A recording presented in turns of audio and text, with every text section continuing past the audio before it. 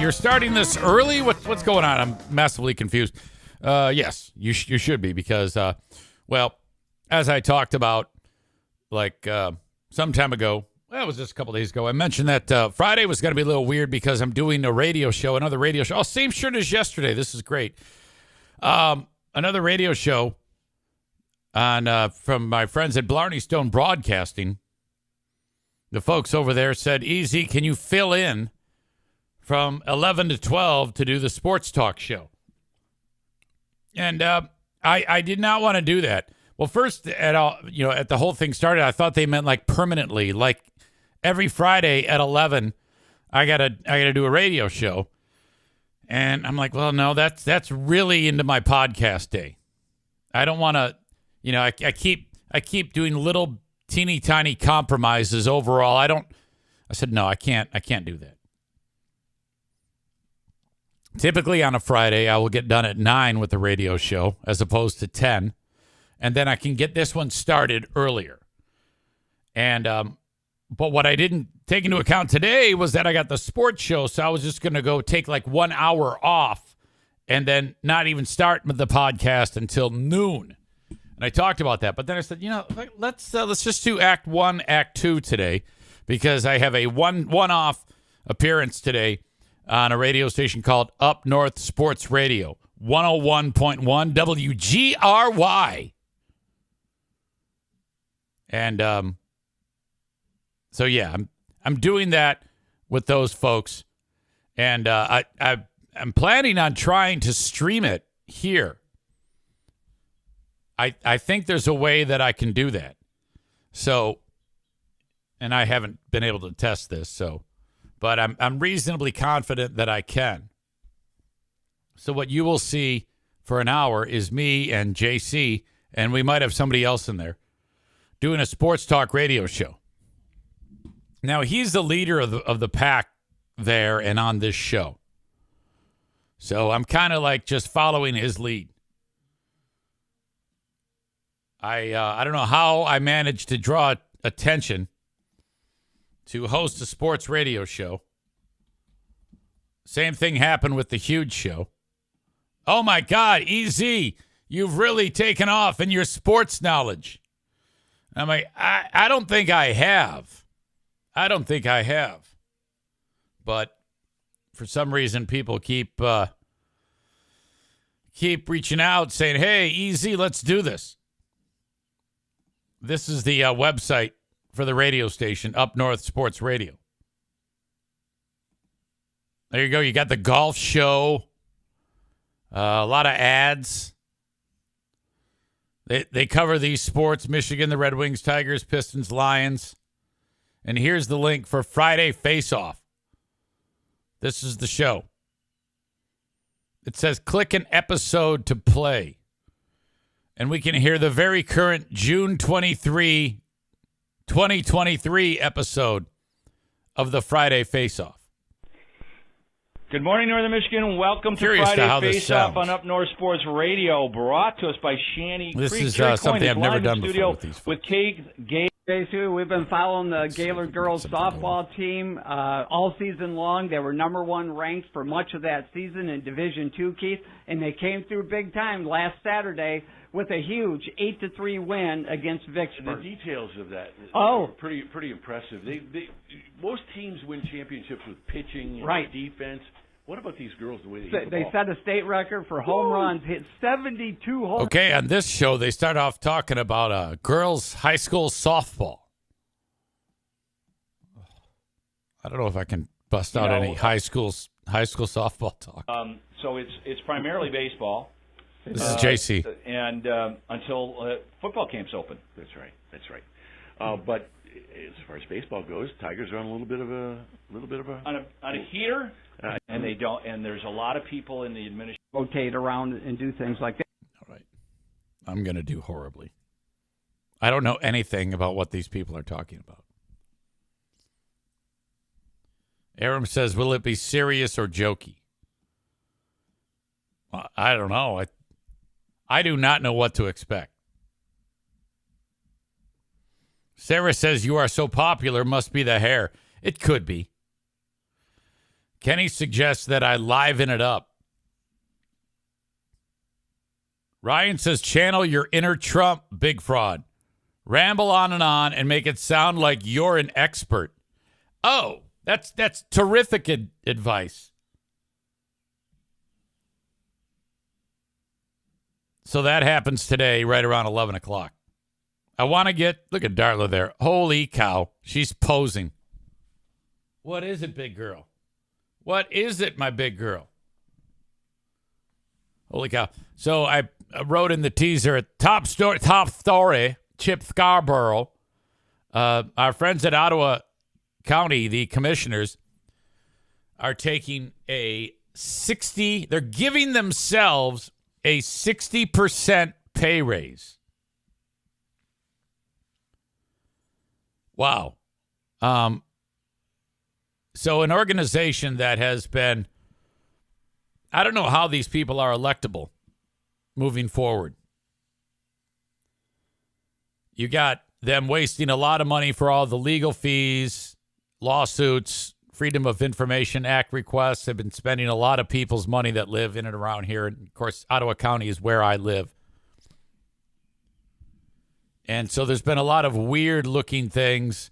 Now, the locals here, they love the fact that they blew out the Diversity, Equity, and Inclusion Office.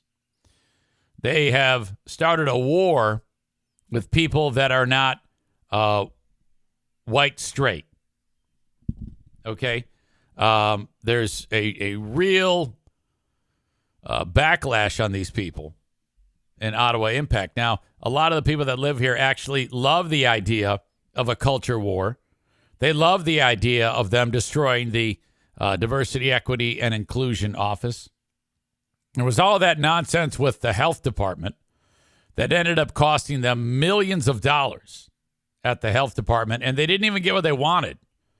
They ended up staying with the woman, Adeline Hambley. And so now, to turn around after all this nonsense, it'll be 2 years in January that the Ottawa Impact losers have been in charge. But the board has agreed to give themselves a 60% pay raise. How the fuck is that even legal? You can give yourself a 60% pay raise. Of course, these are positions that are paid by taxpayer dollars to run the county the way they see fit. And they are running the county the way they see fit. I'll give them that, right into the ground. So this is remarkable. There's more to this. A 60% pay raise. And they're also giving themselves a $1,000 stipend per month. If pushed through, they would have the highest salaries throughout West Michigan, even beating out Kent and Kalamazoo counties, according to county documents. Fox 17 asked the Ottawa County Compensation Board Thursday if they approve giving commissioners the requested 60% pay raise. I don't know how the fuck you can say that with a straight face. We would like a 60% pay raise. I just don't get it. How are you not laughed off the property? I mean, most of us, if we're lucky, we can get a what do you call it? What's it? Standard of living pay raise. And I don't know what that is. It's a few points per year. We would be happy with that. A lot of us don't even get that. For the record, the pricing on the Eric Zane Show podcast, marketing, advertising, has not gone up in more than 5 years. I am a fucking legend. I'm not even going to comment. Angela Lorith answered our Matt Wilkos, while several other members ignored his request for comment and walked out of the room. The 7-member board handles the salaries of elected county officials. My suggestion was 6% because it would be along the same lines as the county employees got this year, said board chair Larry Jackson, explain regarding his initial idea of a pay raise for commissioners. However, at a recent meeting, the board approved a much larger 60% increase by a 3-1 vote, Jackson being the one in opposition. I wonder if that's the same Larry Jackson who's trying to oust Lucy Ebel. I don't know. This might require a Spalding moment here. When asked why he voted no, Jackson said, because it's outlandish. That's the biggest reason I voted no, because it didn't fit with the survey we saw. Chairperson and Ottawa Impact founder and all-around shitface, Joe Moss, could be making the most at a $43,400 annual salary.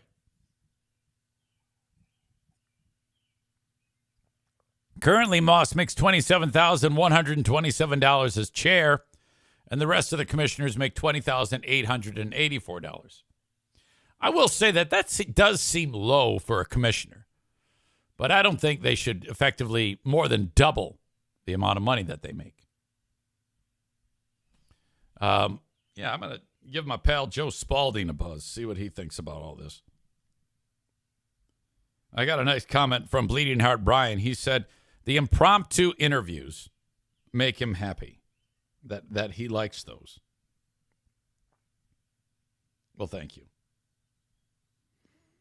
See if we can get Joe on here. He usually takes my call. Patreon member, too. Love him. Eric Zane, how are you? Good morning. Now I'm podcasting. I wanted to let you know. Oh, yeah, that'll happen. Yeah. So what's going on? Well, I saw the story about the Ottawa County Commissioners are trying to get a 60% pay raise. Oh, you don't think they've earned it? Oh, my God. Talk about at a time when the constituents who I think are turning on them, it's not exactly the best timing for them to do something like this. Yes? Yeah, it seems pretty ill-fated, and I don't know if it matters too much other than, this matters. I don't know if this point matters, but Joe Moss gets a few extra $1,000 more than everybody else because he's the chair when that kicks in. So I think that'll bump him up pretty close to $40,000. Yeah, even more. And then they even asked for a $1,000 a month stipend. Now, for what? Yeah, exactly. What do you do? Yeah. And I don't know. I know these people all have regular jobs and are in their careers, but to me that seems absurd. That much of a raise, anybody with any common sense would know that it just doesn't work that way. And I guess there's a board of directors that votes on these sort of things, not the commission. I mean, it's not like they're saying yes, we want one, and yes, we get one. There's a kind of like a fiscal wing to the county that determines if this is legit. Correct? Yeah, it's a compensation committee is what it's called. But yeah. You're right. Yep. I saw that there was a member of the compensation committee, the name Larry Jackson. Is that our Larry Jackson? That is Larry Jackson. He is the chair of the Ottawa County Democratic Party. So he's on the compensation commission board. Yeah, he was the one no vote. Okay. Yeah, he said no, 6% raise is appropriate because that's what they did last year. And I think that kind of covers cost of living. Yeah, and the thing is that, I said this to Doug Zylstra a long time ago. I said, Doug, you're a great guy. Just keep being a great guy. These guys are going to take that personally and make themselves look like clowns. And I didn't talk to Larry about that, and I honestly I didn't know he was on the compensation committee until I read the article myself. Yeah, it's not a very like high profile committee. Larry was the one that's like, hey, let's give him a 6% raise. Like inflation happened, and like we got to acknowledge that it's the right thing to do. And they're the ones that are like, okay, let's do 60%. Right? You're like, what? I mean, like. I wish Larry would have started that like last year then, because like they would have done the same thing then. Like this is all a huge money grab. They are stealing from taxpayers. And the thing that I think is hilarious about this is it feels like they're trying to gentrify the plot of Brewster's Millions and go out there and spend hundreds of thousands, if not millions of dollars in order to make a few bucks on the back end. It's ridiculous. It is ridiculous. And I'm really surprised that they did it, knowing where they've been and how much money they've cost the county.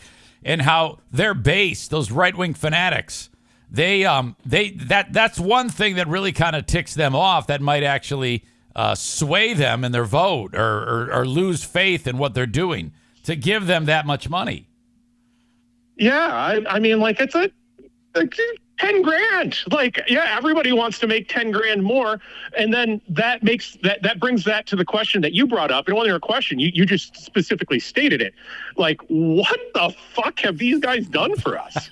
Like, not lately, like at all. What have they done? Right. Yeah. Right. And you'll get the diehards say, well, they got rid of DEI and all that woke shit. And they told us that this is where liberty rings or whatever the fuck. And you get all that dumb group of people.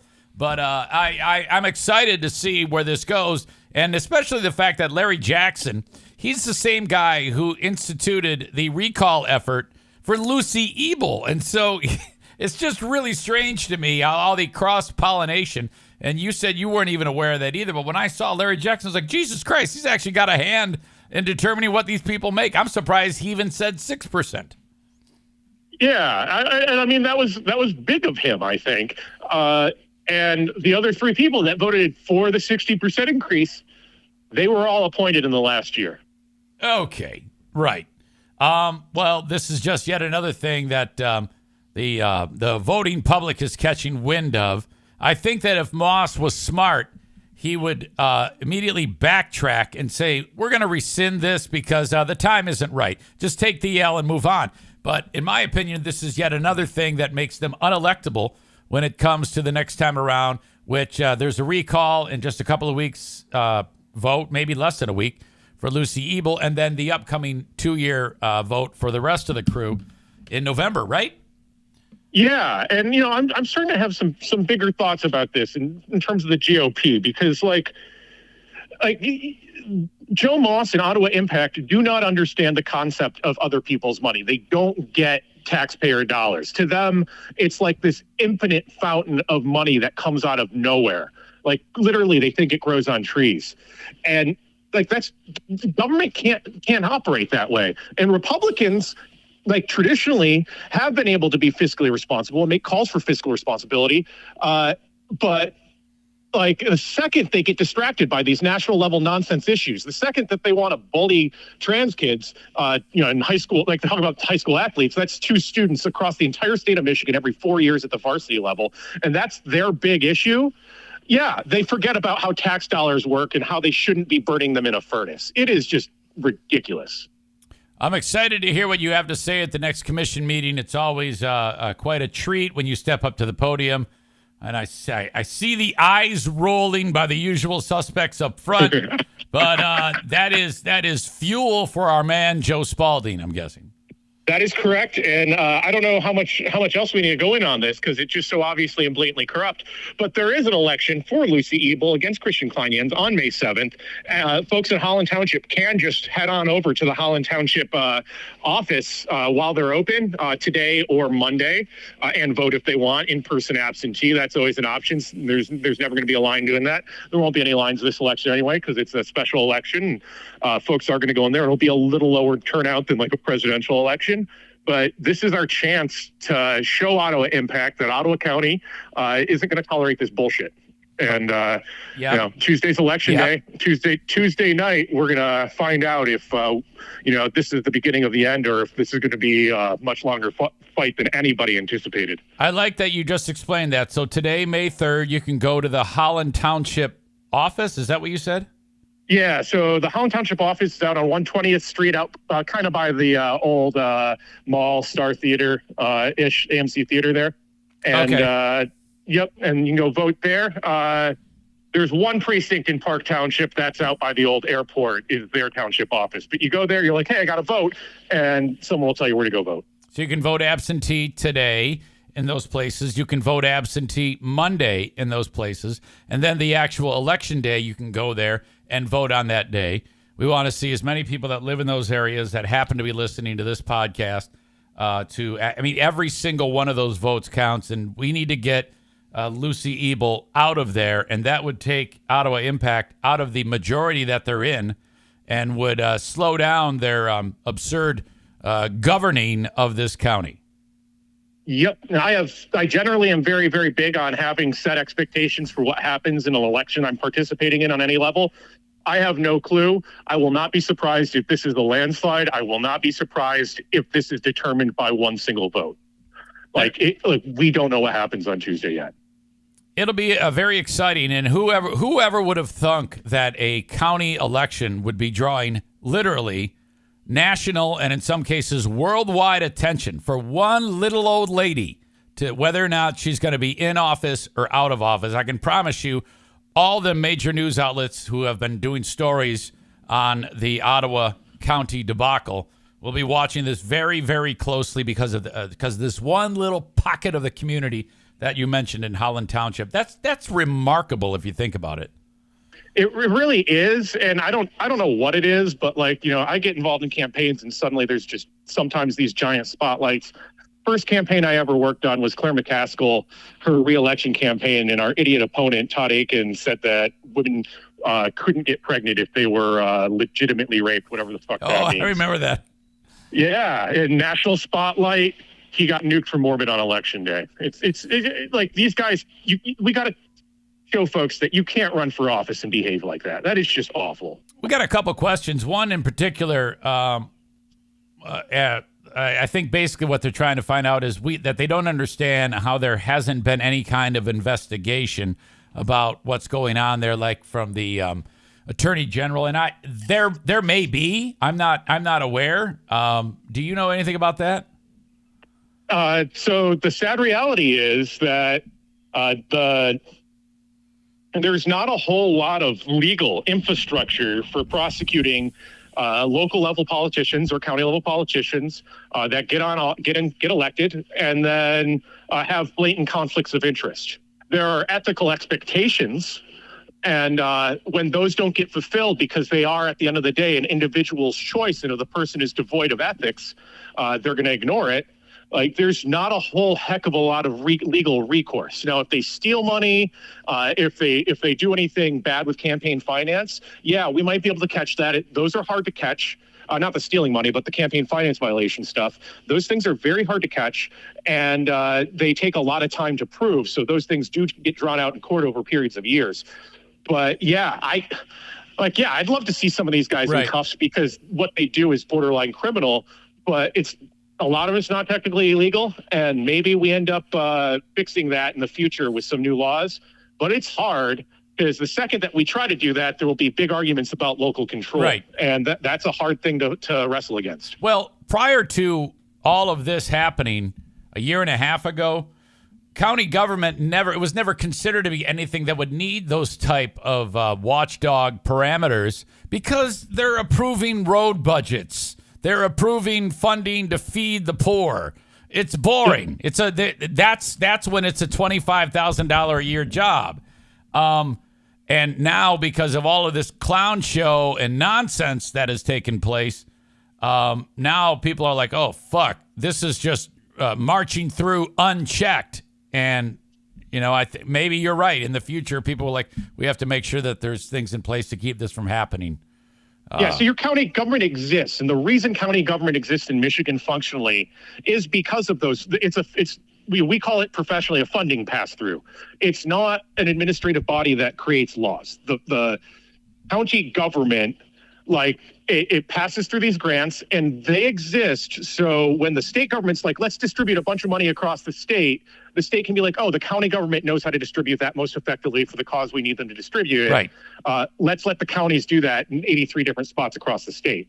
And the Ottawa Impact members thought that they could use the county government to legislate across the county. And that's why they were frustrated during COVID anyway, because they thought that the county government was writing the laws. They fucking weren't. Okay. So yeah, they were so enraged because they had to wear a stupid mask and their dumbass church got canceled for a few weeks. That's what mobilized them. The idiots that voted for them, these fucking freedom fighters on a very sparsely attended election, managed to get their foot in the door and make this happen. Cole writes, if your local government is national news, they must be gotten rid of. You should barely know their names. That's true. For most folks, yeah, that's true. Only assholes like me should know who these guys are. Right. And boy, you are an asshole. What an awesome asshole you are. Yeah, I'm ours though, right? So yes. I'm proud of that. So all right. There you go. I appreciate your time as always. Give my best to the crew that's working hard and looking forward to the results on May 7th. Yep, and we're gonna get out the vote. Let's go. All right, buddy. Thank you, Joe Spalding. Thank you, Eric. Indeed. There he is. He's an absolute legend. That guy, if you've ever seen him speak at one of those commission meetings, I mean, it's one thing if I'm on here trying to deliver some poo-poo caca wacky news or whatever the fuck it is I do here. Him to hey, no, let's not do that. Him standing in front of those people with all these eyes on him, people who want to kill him, and he just, boom, punches them right in the face. The commission eating Joe Spalding punches repeatedly. My God. All right. Okay. I got to get on. Just hearing from my friends over at Q100. They want me to get on the Skype. So check that out in a little bit. Thank you so much. And I will be back with Act 2 later.